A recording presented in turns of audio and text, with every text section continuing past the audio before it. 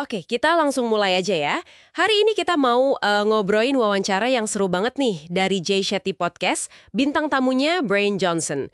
Anda mungkin pernah dengar ya, orang yang wah abis jutaan dolar buat bikin tubuhnya balik muda. Katanya sih 31 tahun lebih muda menurut data. Gila kan? Nah, sumber kita ini transkrip wawancaranya langsung. Misi kita sekarang, yuk kita kulik bareng-bareng inti dari apa yang dia lakuin ini. Gimana sih metodenya, ngukurnya pakai apa, terus filosofi di baliknya itu apa, dan yang penting nih, apa yang bisa Anda pelajari dari pendekatannya yang wah super terstruktur ini soal kesehatan. Oke, siap ya? Yang pertama banget nih yang bikin wah kaget itu tujuannya dia. Ambisius banget. Dia mau pimpin transisi manusia dari pasti mati gitu ya ke belum tentu mati. Dia pede banget kalau teknologi, apalagi nanti kalau dibantu AI, itu bisa bikin umur kita panjang banget secara radikal gitu. Iya, dia optimis banget ya soal itu. Nah, soal 2 juta dolar yang dia keluarin itu katanya bukan buat gaya hidup sehari-hari. Itu sih katanya biasa aja, terjangkau lah. Justru buat risetnya ya. Betul, buat riset sama pengukuran yang belum pernah ada sebelumnya, itu yang mahal. Iya, dan yang menarik banget di sini tuh obsesinya dia sama data. Gila data banget orang ini. Mungkin dia orang yang paling terukur dalam sejarah ya. Pakai MRI, terus ada tes metilasi DNA namanya. Metilasi DNA itu apa lagi tuh? Itu semacam penanda kimia gitu di DNA kita, bisa nunjukin usia biologis sel. Nah, dia lacak ribuan data tiap minggu buat tahu usia biologis tiap organ. Tiap organ? Sampai segitunya? Iya loh. Contohnya nih, dia bilang, jantungnya usia 37, terus diafragmanya 18. Tapi telinga kirinya itu 64 tahun. Loh kok bisa beda jauh gitu telinganya? Nah, itu gara-gara dulu katanya sering kena suara keras, jadi rusak. Ini nunjukin kalau bagian tubuh kita itu bisa menua dengan kecepatan beda-beda, nggak seragam. Wah, menarik ya. Jadi usia KTP itu nggak terlalu ngaruh dong ya. Lebih penting usia organnya. Bisa dibilang gitu. Makanya pengukuran spesifik ini penting banget menurut dia. Jadi intervensi kesehatannya mungkin perlu lebih ditargetkan gitu. Nggak bisa satu resep buat semua orang atau bahkan buat semua organ di satu orang. Masuk akal, masuk akal. Nah, terus gimana caranya dia mencoba membalikan penuaan itu? Katanya tidur jadi andalan banget ya? Oh banget. Tidur itu nomor 1 buat dia. Penting banget. Dia bahkan klaim 8 bulan berturut-turut tidurnya sempurna. Skor 100%. 100%? Gimana caranya tuh? Ada 5 kuncinya katanya. Pertama, anggap tidur itu kayak kerjaan serius, profesional gitu. Kedua, makan terakhir itu minimal 2 jam sebelum tidur.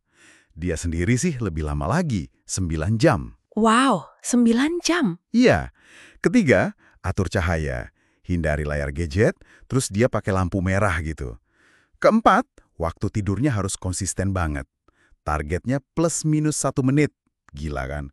Tapi ya plus minus 30 menit aja udah bagus lah buat kita. Iya juga sih. Terus yang kelima? Yang kelima, 1 jam sebelum tidur itu ada rutinitas buat menenangkan diri. Biar berdamai sama pikiran katanya. Soalnya kata dia, kurang tidur semalam aja itu bisa nurunin 70% sel NK pembunuh kanker. Itu sel imun penting kita. Dan efeknya setara sama cedera otak traumatis. Serem kan? Waduh, gila sih. Tidur aja jadi kayak proyek sains gini ya. Nah, terus soal makanannya gimana? Pasti ketat banget juga dong. Oh jelas, super ketat. Dia itu vegan, kecuali dia masih konsumsi peptida kolagen. Terus kalorinya dihitung presisi, 2.250 per hari. Makanannya apa aja tuh biasanya? Fokusnya ke makanan utuh, jadi kayak brokoli, lentil, kacang-kacangan, biji-bijian. Terus dia tambahin minyak zaitun extra virgin, mentah, lumayan banyak, sama, wah ini dia, sekitar 50-an suplemen tiap hari. 50? Banyak banget. Iya, dia bilang makanan aja nggak cukup buat nutrisi optimal, gitu. Jadi intinya, hindari banget makanan olahan. Nah, perusahaannya dia, Blueprint, itu nawarin program lengkap, termasuk makanan sama suplemennya, diklaim paling bersih dan teruji secara ilmiah. Oke. Selain tidur dan makan, ada lagi nih yang dia waspadai banget, ancaman yang nggak kelihatan katanya. Mikroplastik. Ah, iya, isu besar itu sekarang. Kita bisa nelan, hirup, atau bahkan nyerap lewat kulit. Nah, ada tips nih dari dia buat Anda di rumah. Coba hindari botol plastik, terus pakai filter air. Dia sarankan reverse osmosis itu filter yang canggih banget. Hati-hati juga sama sup kalengan. Betul loh. Terus dia juga saranin pilih baju dari serat alami ya. Iya, betul. Pakai vacuum cleaner juga kalau bisa yang ada filter HEPA-nya itu filter udara yang bagus. Terus hindari alat masak anti lengket. Kualitas udara di rumah juga penting banget buat dia dipantau dan difilter terus. Menariknya ya, semua ini dia jalanin bukan pakai kemauan keras atau willpower gitu, tapi pakai sistem. Maksudnya sistem gimana tuh?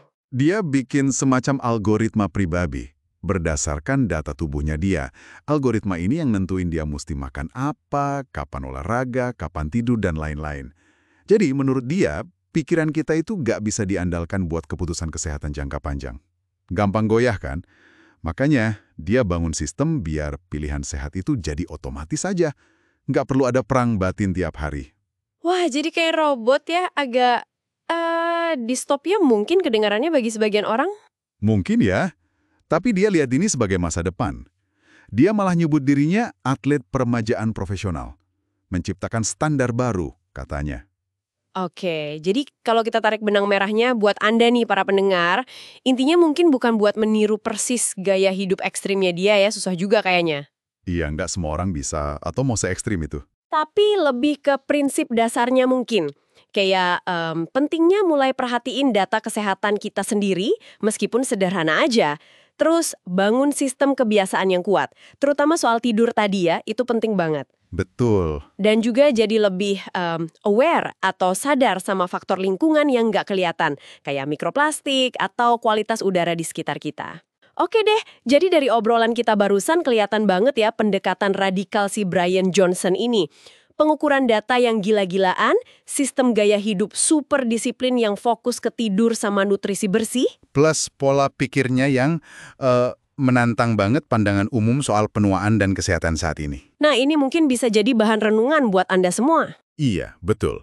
Dengan potensi kemajuan teknologi umur panjang yang makin kelihatan, dan juga kesadaran soal ancaman lingkungan yang diam-diam tapi nyata, mungkin ini saatnya Anda mulai mikirin ulang atau ya sekedar menyempurnakan pendekatan pribadi Anda soal kesehatan jangka panjang. Nggak perlu se-ekstrem Johnson tentu, tapi mungkin bisa dimulai dari langkah-langkah kecil yang lebih konsisten di rutinitas harian Anda sendiri. Gimana menurut Anda?